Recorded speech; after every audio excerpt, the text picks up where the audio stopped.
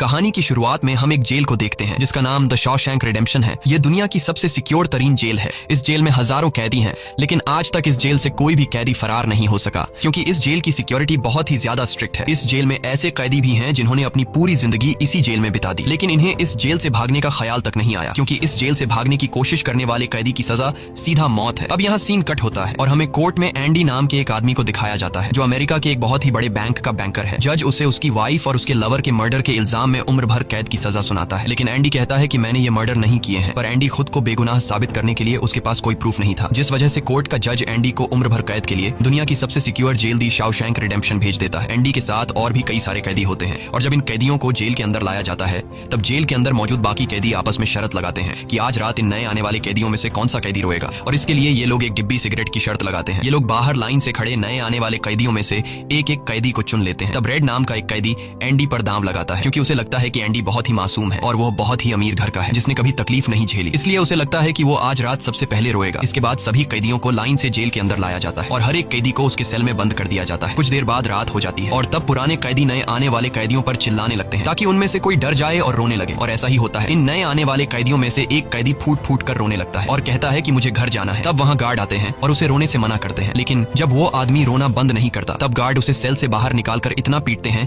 कि वह बेहोश हो जाता है। दूसरी तरफ रेड एंडी पर लगाया हुआ दांव हार जाता है और रेड समझ जाता है कि एंडी बहुत ही स्ट्रांग है क्योंकि इतना डराने के बावजूद उसने एक आवाज तक नहीं की। इसलिए अगले दिन रेड अपने साथी को सिगरेट का एक डिब्बा दे देता है क्योंकि रेड एंडी पर लगाया हुआ दांव हार चुका था। तभी हम एंडी को देखते हैं जो अकेला चुपचाप ब्रेकफास्ट कर रहा होता है। तब एंडी की मुलाकात जेल के सबसे पुराने कैदी ब्रुक्स से होती है। ब्रुक्स को यहाँ इस जेल में लगभग 50 साल पूरे होने वाले हैं। एंडी समझदारी से ब्रुक्स से इस जेल के सभी छोटे बड़े रूल्स और हर एक कैदी के बारे में जानने की कोशिश करता है। तब ब्रुक्स एंडी को जेल का हर एक सीक्रेट बता देता है और वो एंडी से कहता है कि अगर तुम्हें जेल के बाहर से कुछ मंगवाना हो तो रेड नाम के कैदी के पास जाना। ये सुनते ही एंडी भी इंतजार नहीं करता और वह सीधा रेड के पास पहुंच जाता है और रेड से कहता है कि मैंने सुना है तुम बाहर से किसी भी चीज को अंदर मंगवा सकते हो। तब रेड कहता है हाँ मैं मंगवा सकता हूँ, लेकिन ऐसी चीज जो यहाँ से भागने या फिर किसी को मारने में काम ना आती हो। एंडी रेड से कहता है कि मुझे हैमर यानी एक हथौड़ा चाहिए। हथौड़े का नाम सुनते ही रेड कहता है कि तुम्हें हथौड़ा ही क्यों चाहिए, क्या तुम हथौड़े से किसी को मारने वाले तो नहीं हो? तब एंडी कहता है नहीं, मैं किसी को मारने वाला नहीं हूँ, मेरा यहाँ कोई भी दुश्मन नहीं है। ये सुनकर रेड कहता है कि तुम्हारा यहाँ दुश्मन तो नहीं है, लेकिन जल्द ही कुछ लोग तुम्हारे दुश्मन बनने वाले हैं। वो कुछ लोगों की तरफ इशारा करके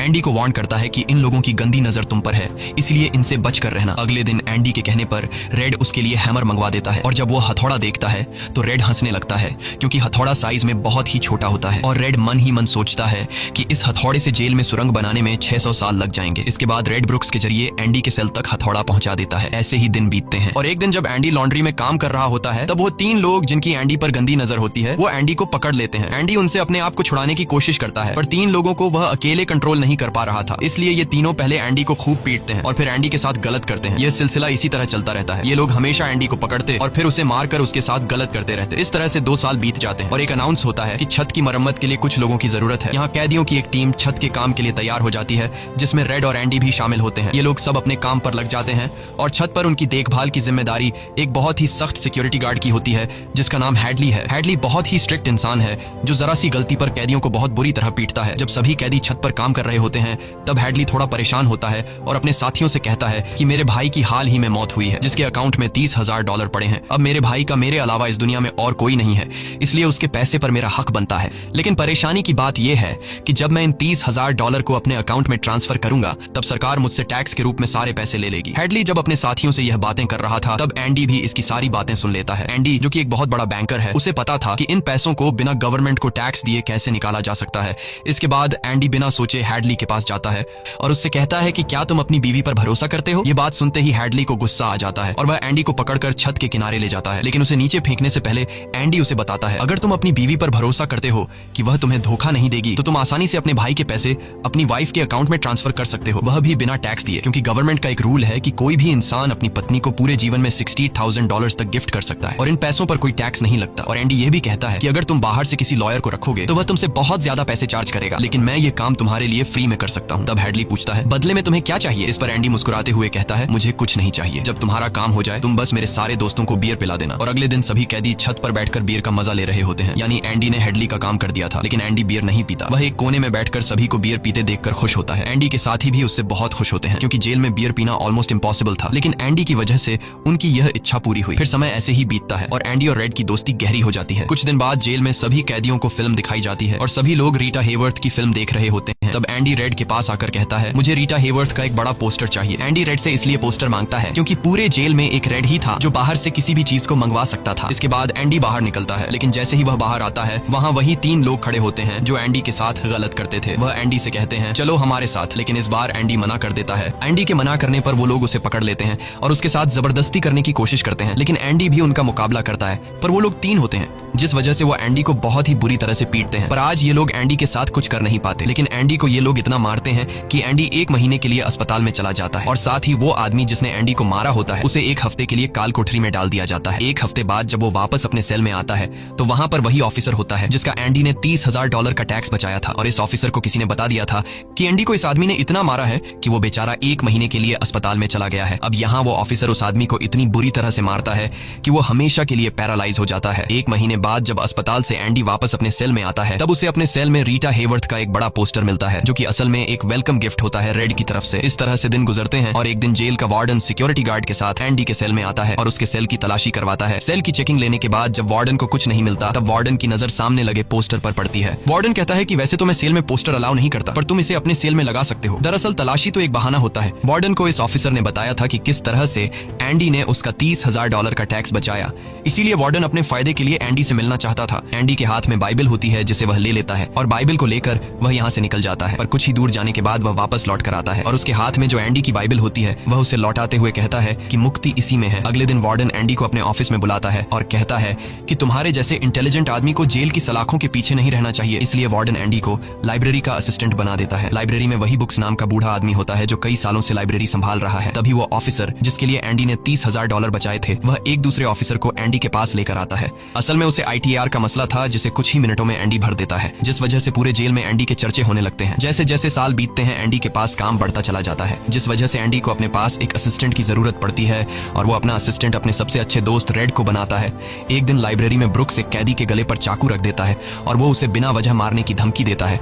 असल में सरकार ने उसकी सजा माफ कर दी है, पर वो इस जेल को छोड़कर नहीं जाना चाहता। आज उसे इस जेल में पूरे 50 साल हो चुके हैं। उसकी पूरी जिंदगी इसी जेल में बीत गई है और वो बिल्कुल भूल चुका है कि बाहर की दुनिया कैसी है। ये जेल की दुनिया ही उसकी असली दुनिया है और उसे लगता है कि अगर उसने किसी का खून कर दिया तो उसकी सजा बढ़ जाएगी और उसे इसी जेल में रखा जाएगा। एंडी के समझाने पर ब्रुक्स उस आदमी को जिसकी गर्दन पर उसने चाकू रखा था छोड़ देता है। अब न चाहते हुए भी ब्रुक्स जब जेल से छूटने के बाद बाहर आता है तो उसे बाहर की दुनिया बहुत अजीब लगती है। 50 सालों में बाहर की दुनिया की रफ्तार काफी ज्यादा बढ़ गई होती है। जहाँ सड़क पर पहले एक गाड़ी दिखती थी, अब सड़कों पर गाड़ियों की भीड़ है। कुछ दिन बाद वो एक सुपरमार्केट में काम करने लगता है, लेकिन उसका बाहर की दुनिया में बिल्कुल भी मन नहीं लगता। उसे बार बार जेल की याद आती है और वो जेल में वापस आना चाहता है। इसीलिए वो कभी कभी सोचता है कि वो कोई क्राइम करे ताकि वह फिर से इस जेल में जा सके। लेकिन ब्रुक्स इस उम्र में कोई भी क्राइम नहीं करना चाहता था और इस भीड़ भाड़ वाली तेज रफ्तार वाली जिंदगी में ब्रुक्स सर्वाइव नहीं कर पाता और अपनी जान दे देता है। मरने से पहले वो जेल में अपने साथियों के नाम एक खत लिखता है जिसे पढ़ते हुए सभी बहुत ज्यादा इमोशनल हो जाते हैं। वहीं हमें जेल दिखाई जाती है जहाँ पर वार्डन एक नया प्रोग्राम शुरू करता है। इस प्रोग्राम में जेल की कैदियों को बाहर ले जाकर काम करवाया जाएगा ताकि उन्हें पता चल सके कि मेहनत से पैसे कैसे कमाए जाते हैं, और कैदी भी इस काम के लिए मान जाते हैं क्योंकि वह सब भी बाहर की हवा खाना चाहते थे। और इस तरह से वार्डन इन कैदियों से काम लेता है। पर इस प्रोजेक्ट के जरिए वार्डन को बहुत सारे कॉन्ट्रैक्ट मिल जाते हैं क्योंकि जेल के कैदियों की लेबर बहुत सस्ती होती है और जो बाहर की लोकल कंस्ट्रक्शन लेबर की टीम होती है उन्हें कहीं पर भी काम नहीं मिलता क्योंकि वार्डन उनका काम आधी कीमत पर अपने कैदियों से करवाता है। और वार्डन आधी कीमत पर काम इसलिए करता है क्योंकि कैदी कोई लेबर तो थे नहीं जिनको वार्डन दिहाड़ी दे पाता, इसलिए वार्डन फ्री में कैदियों से काम करवाकर बहुत सारा पैसा कमाने लगता है और उसका यह पैसा ब्लैक का होता है। लेकिन एंडी एक बैंकर होने की वजह से वार्डन का सारा ब्लैक मनी व्हाइट में बदल देता है। दरअसल एंडी इन पैसों को एक ऐसे आदमी के नाम पर जमा करता है जो इस दुनिया में है ही नहीं और वह उसके अकाउंट में सारा पैसा ट्रांसफर कर देता है ताकि अगर कल को पुलिस को पता भी चल जाए तो पुलिस एक ऐसे आदमी को ढूंढ रही होगी जो इस दुनिया में कभी पैदा ही नहीं हुआ। अब यहाँ जेल में एक नया कैदी आता है जिसका नाम टॉमी है। टॉमी बहुत यंग होता है और वह इस छोटी सी उम्र में कई सारी जेलों में जा चुका है। टॉमी एक बहुत ही फ्रेंडली नेचर का था, इसलिए उसकी जल्द ही जेल में बहुत से कैदियों से दोस्ती हो जाती है। एक दिन खाने की टेबल पर टॉमी सबसे कहता है कि मैं पिछले कई सालों से चोरी कर रहा हूँ, इसलिए मैं यहाँ की कई सारी जेलों में जा चुका हूँ और इस बार भी मैं चोरी की वजह से इस जेल में आया हूँ। टॉमी की बात सुनते हुए एंडी उसे कहता है कि अगर तुम चोरी करने के बाद बार बार पकड़े जा रहे हो तो इसका मतलब ये है कि यह काम तुम पर सूट नहीं करता, इसलिए तुम्हें चोरी करना छोड़ देना चाहिए। टॉमी को एंडी की यह बात बिल्कुल ठीक लगती है, इसलिए टॉमी रेड से एंडी के बारे में जानकारी लेने लगता है। टॉमी रेड से कहता है कि एंडी बहुत ही इंटेलिजेंट और डिसेंट इंसान है, उसे जेल क्यों हुई है। रेड उसे बताता है कि एंडी एक बहुत बड़ा बैंकर था लेकिन उसने अपनी वाइफ और उसके लवर का कत्ल किया जिस वजह से उसे उम्र भर कैद हुई। यह सुनकर टॉमी सोच में पड़ जाता है, जैसे उसे कुछ याद आया हो। उसके बाद वह एंडी को बुला लेता है। अब टॉमी के सामने एंडी और रेड होते हैं। टॉमी इन दोनों को बताता है कि 4 साल पहले मैं एक जेल में गया था जहाँ पर मुझे एक कैदी मिला और उस कैदी ने मुझे बताया कि एक रात वह एक घर में चोरी करने गया। चोरी के दौरान उस घर का मालिक जाग गया। अब पकड़े जाने के डर से उसने उस घर के मालिक और उसकी पत्नी को मार डाला। बाद में उसे पता चला कि वो दोनों पति पत्नी नहीं थे बल्कि लवर थे और वो औरत एक बहुत बड़े बैंकर की पत्नी थी। कुछ समय बाद जब मैंने अखबार में न्यूज पढ़ी तो मुझे पता चला कि पुलिस ने जब इन 2 मर्डर्स के बारे में जांच की तो पुलिस को शक हुआ कि इन दोनों को बैंकर ने मारा है। इसलिए बैंकर को उसकी पत्नी और उसकी पत्नी के लवर के हत्या के इल्जाम में गिरफ्तार कर लिया गया। यहाँ हमें पता चलता है कि एंडी बेगुनाह था। ये सब जानने के बाद एंडी वार्डन के पास जाता है और उससे ये सारी बातें बताता है, पर वार्डन जानबूझकर उसकी बातों पर विश्वास नहीं करता क्योंकि एंडी वह इंसान है जो उसके काले पैसों को व्हाइट में बदलता है और वार्डन के सारे राज जानता है। इसलिए अगर एंडी यहाँ से चला गया तो वार्डन न तो और पैसे कमा पाएगा और शायद उसके ब्लैक पैसों का राज भी खुल जाएगा। इसलिए वह एंडी से कहता है कि यह एक झूठी कहानी है। मुझे ऐसी कहानियां रोज सुनने को मिलती हैं। एंडी वार्डन से वादा करता है कि अगर मैं आजाद भी हो गया तो मैं तुम्हारा राज ही रखूंगा, लेकिन वार्डन एंडी की कोई भी बात नहीं सुनता। यह देखकर एंडी को बहुत गुस्सा आता है कि मैंने इस आदमी की इतनी मदद की लेकिन आज बेगुनाह होने के बावजूद भी मुझे ये बाहर नहीं जाने दे रहा। इसलिए एंडी वार्डन पर चिल्ला पड़ता है। तब वार्डन एंडी को 1 महीने के लिए काल कोठरी में डाल देता है और उसके बाद वह सीधे टॉमी के पास जाता है और वार्डन टॉमी से पूछता है कि क्या तुमने जो बातें एंडी को बताई हैं वह सारी सच हैं? टॉमी कहता है हाँ, ये बिल्कुल सच है। इसके बाद वह टॉमी से कहता है कि क्या अगर तुम्हें कोर्ट में बुलाया जाए तो तुम कोर्ट में इस बात की गवाही दे सकते हो? तब टॉमी कहता है हाँ, मैं इसके लिए तैयार हूँ। ये सुनते ही वार्डन ऊपर गार्ड को इशारा करता है और वह गार्ड टॉमी को गोलियों से छलनी कर देता है। इसके बाद वार्डन एंडी के पास जाता है और उससे कहता है कि टॉमी ने भागने की कोशिश की थी इसलिए उसे गोली मार दी गई। लेकिन एंडी समझ जाता है कि टॉमी को क्यों मारा गया और एंडी मन ही मन सोचता है कि वार्डन बहुत ही घटिया इंसान है। एंडी वार्डन से कहता है कि आज के बाद मैं तुम्हारा काम कभी नहीं करूंगा। तब वार्डन कहता है कि मेरा काम तो तुम्हें ही करना पड़ेगा वरना मैं यह जेल तुम्हारे लिए नरक बना दूंगा। और जाते हुए वार्डन सिक्योरिटी गार्ड से कहता है कि उसे 1 और महीने के लिए काल कोठरी में रखो। काल कोठरी एक बहुत ही खौफनाक जगह थी जहाँ काले अंधेरों में कैदी को पूरे 1 महीने रहना पड़ता था। अब एंडी इस काल कोठरी में 1 महीना तो बिता चुका था लेकिन अब उसे 1 और महीना उसी अंधेरे वाले छोटे से कमरे में बिताना पड़ेगा। बाहर पूरे जेल में यह खबर फैल जाती है कि एंडी उस गुनाह की सजा काट रहा है जो उसने कभी किया ही नहीं था। जेल के अंदर मौजूद सभी कैदियों को एंडी के लिए बहुत दुख होता है। अब काल कोठरी में पूरे 2 महीने गुजारने के बाद जब एंडी बाहर आता है तो रेड उसके पास आता है। एंडी रेड से पूछता है कि क्या तुम कभी इस जेल से बाहर निकल पाओगे? रेड कहता है हाँ, लेकिन तब जब मैं बहुत बूढ़ा हो गया होऊंगा और मेरा दिमाग काम करना बंद कर देगा। एंडी कहता है कि मैं यहाँ से निकलकर मेक्सिको जाऊंगा। मेक्सिको में समुद्र किनारे एक बहुत खूबसूरत जगह है। कहा जाता है कि इंसान अपने आप को वहाँ खो देता है। मैं वहाँ अपना एक रेस्टोरेंट खोलूंगा, समुद्र किनारे अपनी नाव की रिपेयर करूंगा और वहाँ मुझे एक जोगाड़ी आदमी की जरूरत पड़ेगी जो मेरे लिए बाहर से सामान लाया करेगा। असल में वह रेड की तरफ इशारा कर रहा था। रेड ये सुनकर कहता है कि उम्मीद बहुत खतरनाक चीज होती है,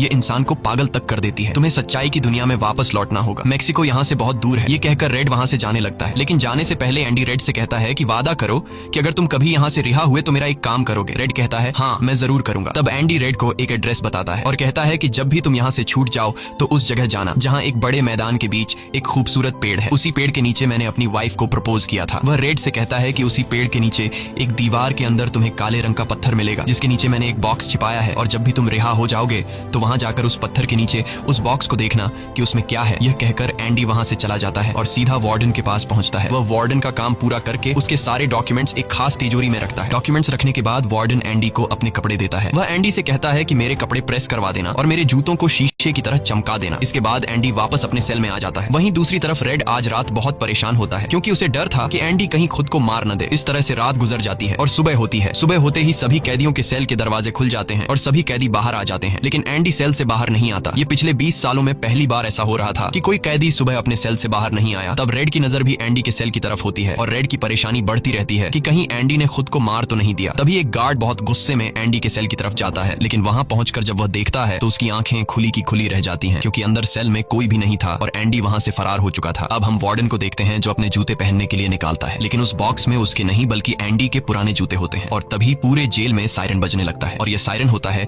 किसी कैदी के भागने का। वार्डन तेजी से एंडी के सेल में जाता है और वहां वह देखता है कि एंडी नहीं है। इसके बाद वह सिक्योरिटी गार्ड से कहता है कि जाओ और रेड को बुलाकर लाओ क्योंकि वह हमेशा एंडी के साथ रहता था। यहाँ पर रेड को भी बुलाया जाता है। वार्डन रेड से पूछता है कि यह एंडी कहाँ है। रेड कहता है कि मुझे क्या पता। इस बात पर वार्डन को बहुत गुस्सा आता है। वह कहता है क्या वह कोई भूत था जो रातों रात यहाँ से गायब हो गया। गुस्से में वार्डन वहाँ पड़े पत्थर उठाता है और उनसे गार्ड्स और रेड को मारने लगता है और एक पत्थर वह उस पोस्टर पर भी मारता है जो दीवार पर लगा होता है, पर पत्थर टकराकर नीचे नहीं गिरता बल्कि पोस्टर के आर पार हो जाता है। और जब वार्डन उसके अंदर हाथ डालता है तो देखता है कि एंडी ने वहाँ एक बहुत बड़ी सुरंग बना रखी थी जिसे देखकर सब हैरान हो जाते हैं क्योंकि यह दीवार बहुत मजबूत होती है। बिना मशीन के इस दीवार में सुरंग बनाना लगभग नामुमकिन था पर एंडी ने नामुमकिन को मुमकिन कर दिखाया और यहाँ से फरार हो गया। इसके बाद सभी गार्ड्स वहाँ जाते हैं जहाँ से एंडी बाहर निकला था। वहाँ उन्हें एंडी के पुराने कपड़े और वह हथौड़ी मिलती है जो आज से 20 साल पहले एंडी ने रेड से मंगवाई थी। ये वही हथौड़ी होती है जिससे पिछले 20 सालों से एंडी अपनी सेल की दीवार में सुरंग बना रहा था। 20 सालों से एंडी ने यह काम इतनी बारीकी से किया कि किसी को पता तक नहीं चला। साथ ही दीवार से जो भी मिट्टी निकलती थी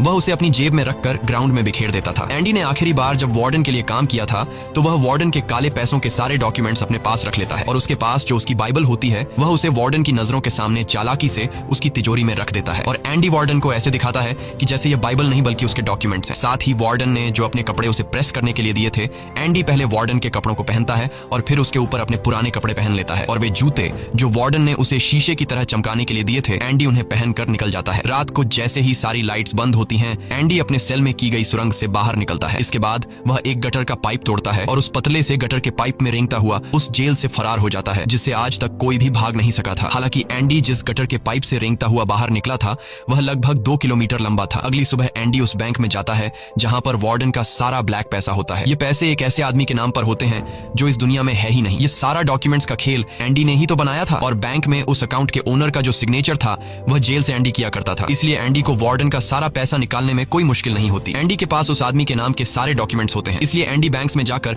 सारे पैसे निकाल लेता है और ये पैसे होते हैं $3,70,000। यानी कि एंडी न केवल आजाद हुआ बल्कि वह पैसों से माला माल भी हुआ। और यहाँ हमें पता चलता है कि एंडी जिस दिन से उस जेल में एंटर हुआ था उसी दिन से वह इस काम की प्लानिंग कर रहा था। वार्डन ने एंडी के साथ जेल में बहुत बुरा सलूक किया था और उसने टॉमी को भी मार दिया था, इसलिए वह वार्डन के काले पैसों के सबूत मीडिया को देता है। अगली सुबह यह खबर न्यूज़पेपर में छप जाती है और जब वार्डन तिजोरी खोलकर देखता है तो उसमें उसके डॉक्यूमेंट्स नहीं बल्कि बाइबल होती है। बाइबल के पहले पेज पर एंडी ने लिखा होता है कि तुमने सही कहा था, मुक्ति इसी में है। और जब वार्डन पेज पलटता है तो वह देखता है कि वहां पर हथौड़ी का एक निशान होता है। दरअसल एंडी ने बाइबल के पेजेस को हथौड़ी की शेप में काटकर एक सांचा बनाया हुआ था जिसके अंदर वह अपनी हथौड़ी छिपाया करता था। और आज से 20 साल पहले जब वार्डन पहली बार एंडी की सेल में गया था और उसने एंडी की बाइबल उसके हाथ से लेकर वापस उसे लौटा दी थी, उस समय भी वह हथौड़ी उसी बाइबल के अंदर थी। यह देखकर वार्डन को एक बहुत बड़ा झटका लगता है। दूसरी तरफ वार्डन के काले पैसों की खबर पूरे शहर में फैल चुकी थी, इसलिए जेल के बाहर रिपोर्टर्स और पुलिस वार्डन को गिरफ्तार करने के लिए आ रही होती है। और इससे पहले कि पुलिस उसे गिरफ्तार करती,